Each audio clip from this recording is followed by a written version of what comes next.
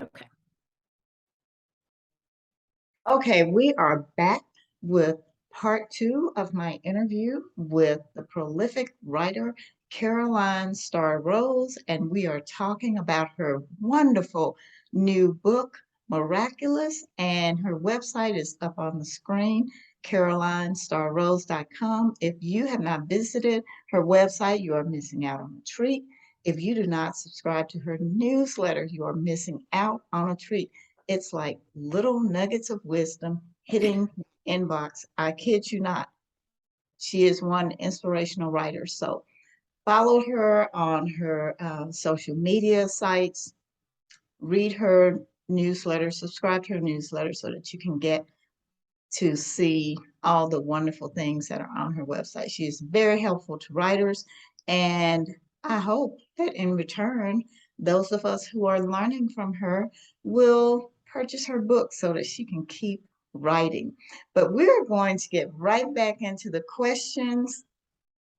Caroline has given such wonderful answers for such a wonderful book. One thing I love about this book is how you really show that we are in the past. And one thing that stood out for me in the very beginning was when Miss Moore said she would have to write her mom to find out whether or not there had been any rain. And now we can just look on our phones, and we didn't know this was going to happen before we planned this interview, but last night, let me Right. stop sharing my screen here so that you can just see the two of us. Last night, you sent me an email and asked me if we were having flooding in Mississippi. And I had no idea that down 3 hours from me in Jackson, Mississippi, people were being rescued because of flooding. And there you are in New Mexico, and you knew all about the flooding in Mississippi. Times have really changed, and all I had to do was get on my phone and search for Mississippi flooding and find out what was going on. So that really stood out for me when I read when she said, I'll have to write mother to see if there has been any rain. And I remember, I mean, I'm old enough to remember when you didn't know what the weather was like. You didn't know what the weather was going to be like 2 or 3 days from now. And now we know the weather every minute, or at least we kind of know the weather Hour by hour. hour Yeah. by hour.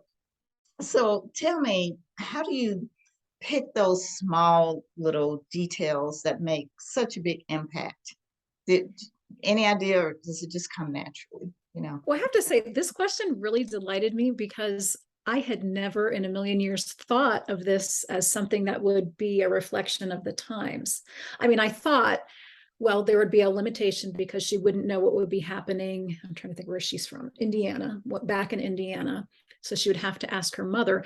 But really and truly, the reason I did that was to remind readers that she's from somewhere else, that it's this unusually hot October and that they haven't had rain for months. So I didn't even think of this as necessarily being a little historical nugget to give the readers. And so when you mentioned that, I thought, oh, that's a really nice piece that I never really thought of. But I do love that that gives young readers a taste of just how life would have been different at a different time. Um, yeah, so Discussion. that was a good one.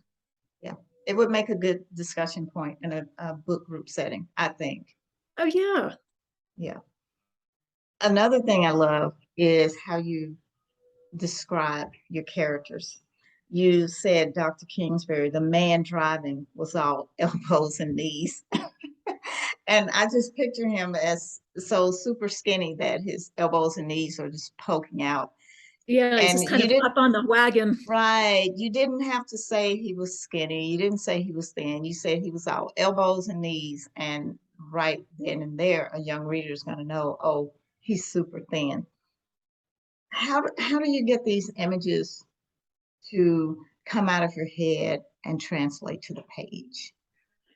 So the doctor was a very clear in my mind, his appearance. Not all characters happen this way for me, but he was very clear. And so when I saw the cover for the first time, I was quite shocked because this is the man I pictured. Wow. Very meticulous in his appearance. He keeps this he's very, he has nice posture. He wears this poppy in his buttonhole, and they haven't passed a field of wildflowers for weeks or months. And so how is this poppy staying alive? We realize later that he's kept this poppy in a bottle of tonic. So again, there's this little bit of mystery about the tonic, but he's meticulous. There's no dust on his sleeves or his pants because he's, even in the midst of this drought, he has this, he's got hollows under his cheeks. He's got this long dark hair. He always wears this black coat. And I have one memory specifically. I was driving, I don't know where, somewhere, and I suddenly had this line that came to my head. It was something about the twist of his nose. It's like the bone in his nose or something like that. I have got to remember that. So I'm digging madly through the car. I find a napkin and a pen somewhere.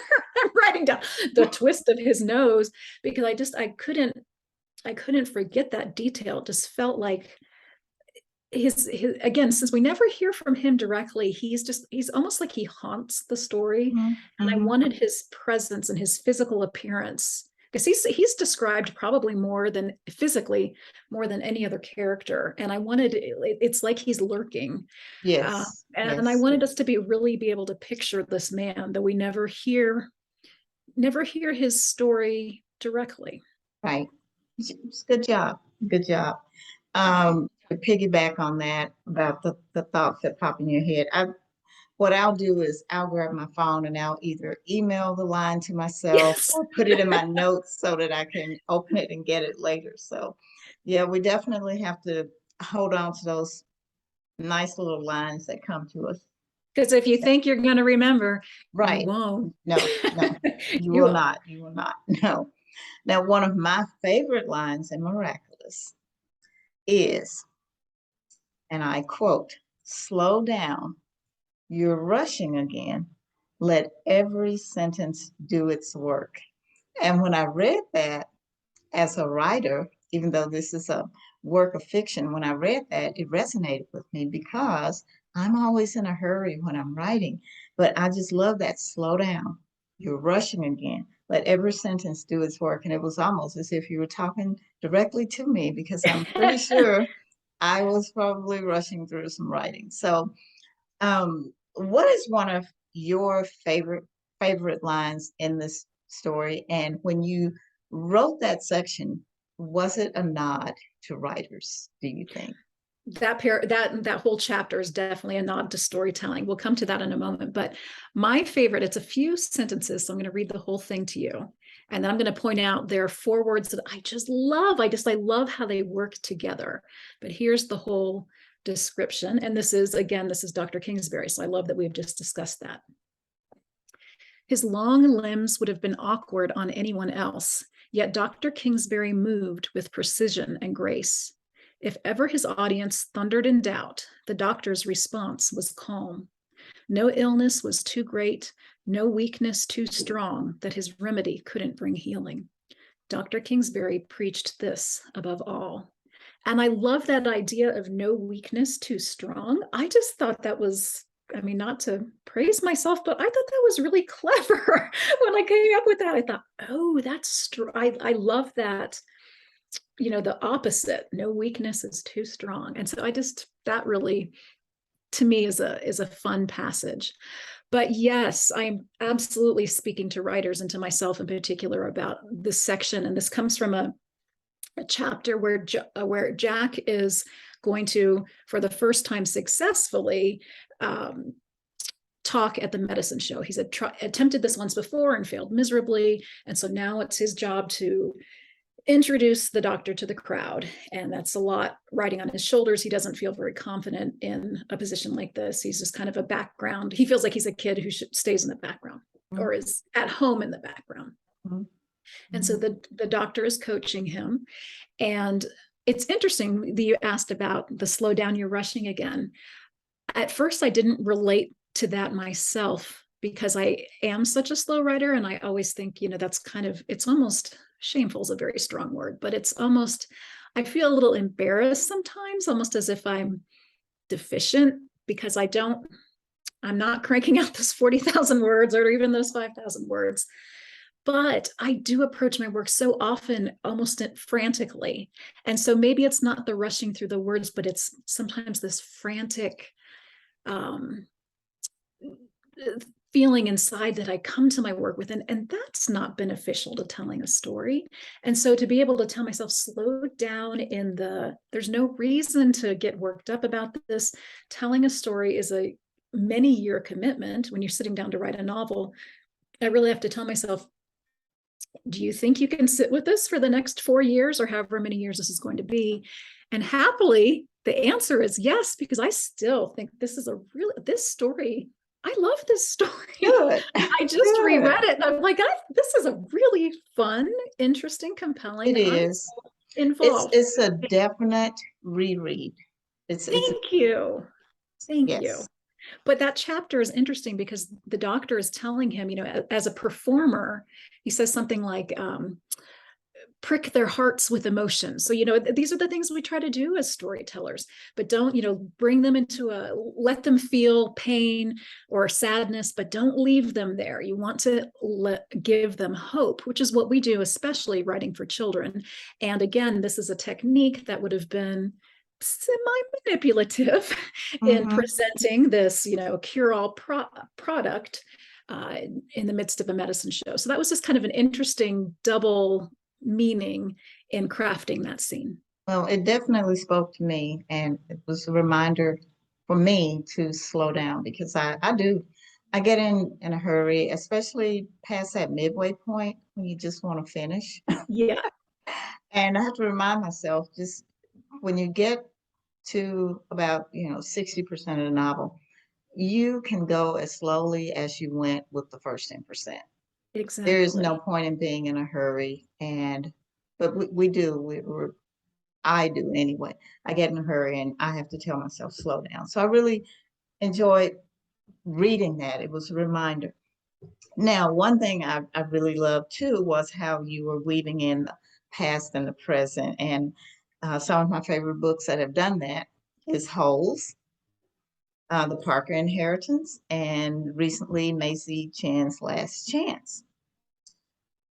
Why did you decide to take the reader back to Silas's story, as opposed to just have Silas be another mystery character like Dr. Kingsbury? This Mhm. mystery man comes to town, and then he slowly tells his story to Cora. Instead, you actually took us back. So, Yes. why did you make that decision? First, I want to say you're the first person to mention Holes. I thought of Holes so much as I was drafting this, so I love that you made that connection. Um, so Silas, I'm so pleased with the way he ended up, because I have to tell you, the first time I think it was, maybe it was I think it was between rounds 1 and 2, edit rounds 1 and 2, because I get my letter and then my editor says, when should we talk about this? And then in her brilliance, she, is like giving me half a dozen ideas about directions I could take, so many things. And I think, how does she do that? How does she I call her my story whisperer. She's just such a wealth of knowledge. And so she said to me, okay, we need to talk about Silas. She said, Caroline, and this is exactly what she said. I won't forget because it was funny. She said, no one's going to care about this old man's beef. And I said, but Stacy, I love this old man's beef. And she says, well, then how are you going to, so here's the problem. Kids aren't going to care, because up to this point, he had the backstory. He had the story where he, 50 years before, had been to Oakdale, but we never saw it in real time. We just hear about it in his recollections. And that was the issue. She said, well, then maybe we should see him as a kid. And I Wow. Oh, and so once I started, I've got Jack, I've got Cora, and then for a few chapters interspersed, I have this mystery kid whose name we don't know for a time. And it might be, you can't quite tell if this is the same time period as when Jack has arrived, because there's also this drought going on. And I even at one point, the oak tree that is kind of the community figure in the tree, or in the town, in Jack's time, it's October, so it's red. But with the first moment we meet Silas, he sits near the tree and it's glowing with sunset or something like that. So you're not quite sure, is this the same time period? Is it also fall? Is this a different person? I wanted this kind of idea of who is this and when is this? And it's not revealed later that it's this man, Silas, who honestly is one of my favorite characters. I feel like he has taught me a lot about being a person, about just living life and letting go of some things. And he's a tender, kind man, and I love him. So I'm really glad my editor pushed against the way I initially presented him. And because what came about, I just think is so much more powerful. And I just love it. I love his connection, It especially with also Beck. added another layer of mystery because at first I Yes. thought it was Dr. Kingsbury. Oh, that's interesting. Yeah, That's but when I really first interesting. was reading from Silas's point of view, I thought that was Dr. Kingsbury. As a And young maybe I boy. shouldn't have said that because maybe I just gave away a spoiler. Sorry to anyone who has No, not read, because somebody else might read it and also think that's Dr. Kingsbury.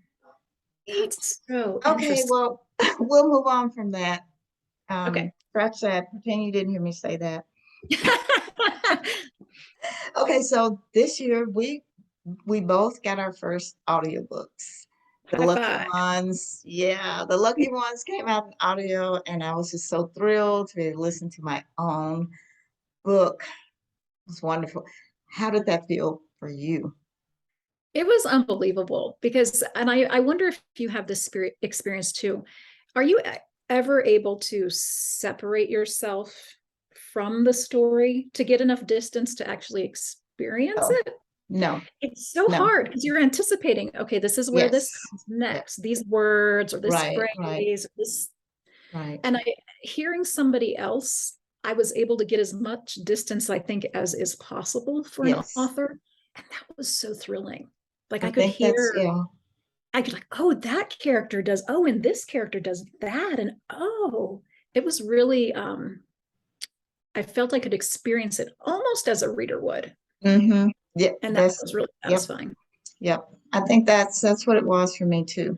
I was finally able to almost experience it as a reader would. And that's one of my biggest regrets about being a writer is that you never get to experience your work the way the reader does Yeah. because it came from you. So, I mean, it's like you're being surprised that I thought Silas was Dr. Kingsbury. So, because Yeah, you wrote it, so you knew who he was. exactly. But I love hearing those little details. I think, oh, I would have never thought along those lines. So Or those are Miss little Moore gifts. saying she's going to write her mom to see if it rained. Right. It had a Right. different impact on me than you as the writer. So, Yeah. yeah, we never get to experience our work the way the reader does, but the audiobook does come close. Yes. It's a And good way who to knows, maybe we'll get movies one day and then we'll really get to experience. Hey, we can after, dream, that's after right? our awards. Right, we can dream. Okay, now I'm going to ask you a big question. Okay. Now, you began your writing, I think, while you were still teaching, Yes. and you left teaching full time to pursue the writing full time. And you wrote and got published while your sons were still young. And Yes. now they are both in college. They are. So tell us, Caroline, the working mother, Caroline, the stay-home mom, but involved mom, writer, and then now Caroline, the empty nester, which of course we all know that just because your kids go to college does not mean you're not still involved. We're Yeah. still very much involved, even while they're in college, but it's a different kind of involvement because you're not Yeah. there every day. So tell us, just give us a parallel of what I'll it's like. start by I'll start by saying people who work full-time, parent, which is clearly always full-time, and then are also to write as well, hats off. Because I did that, I think only for 2 years. This was still, I was not yet published, but I was getting very close to being signed with an agent. I just don't know how that is sustainable. Again, this is, and I'm speaking from privilege here because I was able to make the choice of stepping back out of work and hoping this was my shot. I had reached the point where I could to finally get published, and it did happen quite quickly after that. But just first of all, hats off to the people who do this day in, day out, year after year. That's amazing. because I felt like my creativity was completely gone by the end of the school day. I'd given it all to my children. But I will say each life phase, and I can say this, of course, with all sorts of common wisdom now that I'm way over here. But each phase is different, and I think that's perfectly okay. For me, when my boys were little and home and I wasn't teaching, I aimed for 3 writing sessions a week, and sometimes that would be a 10-minute session. And I had for a window of time, I think it was about a year, I had a babysitter. I would get her for 2 hours every week. And so in that time was part of my driving to a coffee shop, sitting down and writing, and then driving back home. But that was the sacred time that was just for writing. Anything beyond those 3 sessions felt like icing on the cake. So I tried to set goals and make promises to myself that were doable and that were sustainable. And did I always hit that mark? No. Was it slower than it could have been? Yes. But that got me through that got me through young childhood before schooling.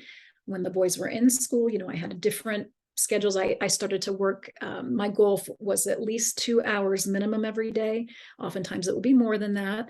And, of course, you have work that's not necessarily writing related, but is author related that you have to do in the course of a day and at different times of the publishing calendar.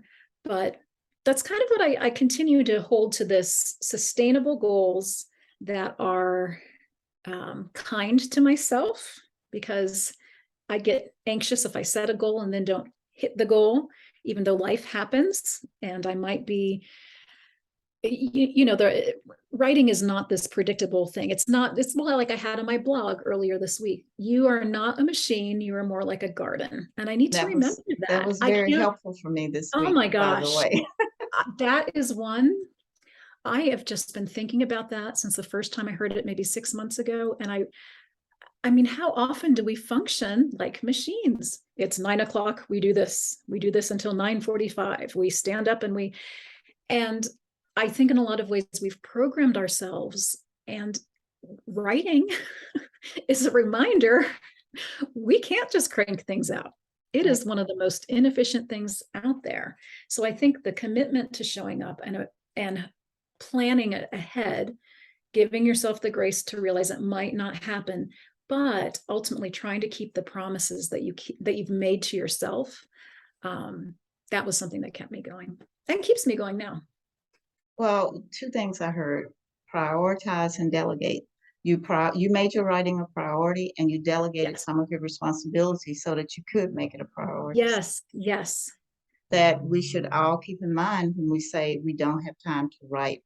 It's not Time is not something that we have, it's something that we use. So Yes. you choose to use it in any way you want to. And I think probably for the people who work full-time, parent, and still find time to write, they probably don't sleep much. I would think that's the case. You hear a lot about it, that like 4:30 a.m. writing, and I think, Right, right. wow. And they're probably up until midnight writing, and you know, I love sleep, so that's not I do too. that I'm gonna neglect for my writing. I'm gonna let you have about 2 minutes for some final words to the audience. You've already Okay. given so much inspiration. So 2 minutes of just a burst of inspiration for anybody who is writing or wanting to write. Oh goodness, so many things I could say. I will start by saying, I love writing advice. I love quotes about reading and writing. If you follow my blog/newsletter, you will see that. But I think some of the best advice I've ever gotten is learn to write this book. This meaning the particular project you're working on right now.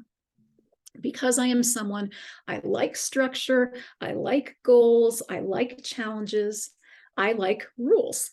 And sometimes that really is a hangup for me, because if I don't meet those goals, if I fall short on the challenges, if I think I'm not following the rules correctly, which, how silly is that? Rules are tools, they're not anything more than that. I can sometimes feel despondent. And so it's been really liberating for me. And it's actually behind my desk right here. I have this quote on my wall that says, "Learn to write this book." That has been such a helpful and liberating guide to realize, while I might come to my work in the same way, in that oftentimes I'll start with research, especially if I'm writing something historical. And I oftentimes have, I think always, I've had a journal of some sort for a project. This is a book I've started researching last fall, and I've just written the synopsis for, which I don't know how to plot, Linda. And this synopsis just came because I let this book I just took the next small step, and then I took the next small step, and suddenly it's coming to me in a way that is entirely different than anything I've done before, because I'm letting myself, again, I'm being kind to myself and saying, you might have hit this mark with this book or this mark with this book, but this book is an entirely new animal. It's a little bit like each of our children are different. We don't always do things exactly the same way with every relationship that we have. And a book is definitely a relationship. It's a long-term relationship. And so trying to learn how to write this book, which is going to mean a lot of different things in a lot of different circumstances to a lot of different people. But I hope it can be kind of this freeing idea that I don't have to keep making the check mark that I've hit this point or done things in this particular order or any of that. Let it come as it comes. That means it might be inefficient. That means you might make a lot of wrong turns. That means that you might throw out 2/3 of the book twice over. I've done that for at least 2 novels. It's not something I would sign up for to choose to do, but it was part of the process of learning to write those particular stories. And I'll tell you, they're better because of it. The last thing I wanted to say comes back to, I think it was your very first question, how long did it take to draft this book? This book was supposed to originally come out. It came out July this year, so just a few weeks ago. It was supposed to come out originally spring 2020. So that's over 2 years later than originally intended. And I was annoyed. I was mad. I was grumpy. I'm like, this book, I'm just sitting over here spinning my wheels. This book would not be the book it is if it had come out 2 years before. It's because I'm a better writer. It's because I had enough time to examine it, but it also is simply because time passed. And sometimes time needs to pass in order for things to stew and to get better. And for me to be exposed to new ideas and new things that I've read and experienced, it became the book it became because of those things that I first considered roadblocks. They really did benefit the book in the end. Well, it's wonderful, and this has been a wonderful interview. And I am going to close out with saying, please go to Caroline's website, www.carolinestarrose.com. Subscribe to her newsletter and get those nuggets of wisdom. And please go out and get yourself a copy of her latest book, Miraculous. Thank you, Caroline. Thank you, Linda. This has been a pleasure. Bye now. This was great. Thank you.